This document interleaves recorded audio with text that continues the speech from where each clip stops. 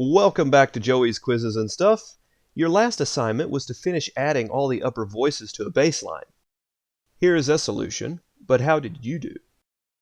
This time we will cover direct fifths and octaves, repositioning a chord, and leading tone rules.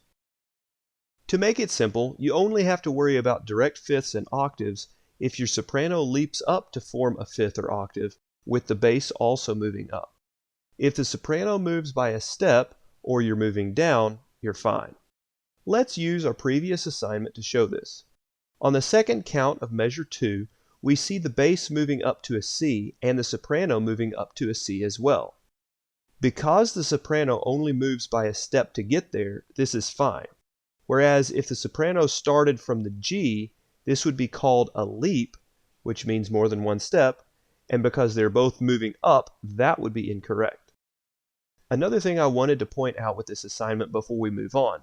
In measure 3, the bass and tenor are a fifth apart twice.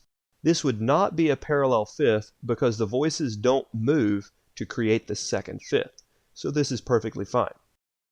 So far we've only used primary triads, tonic, subdominant, and dominant, but now we'll throw in a secondary triad to help illustrate the reason for the rules for repositioning a chord.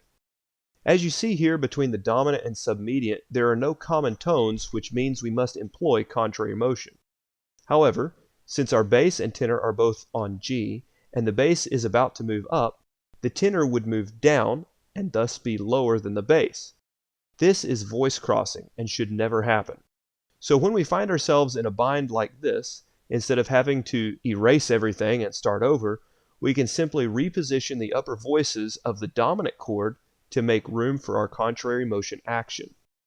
By cutting our note length in half for the upper three voices, we can just move them up to a more comfortable location for sounding the next chord.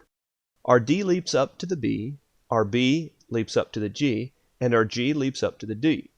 Thus, everyone is happy, and we are ready to proceed to the next chord. Now, what are the rules for the leading tone? Up to now, we've only doubled the root of each chord. But there will come a time when we are allowed to double the third or fifth or even triple the root by omitting the fifth. When using a chord that has the leading tone as one of its members, mediant, dominant, or leading tone chord, we must never double the leading tone or omit the leading tone. Furthermore, whenever the leading tone is used in an outer voice, soprano or bass, it must not be left by more than one step, unless you are repositioning that chord.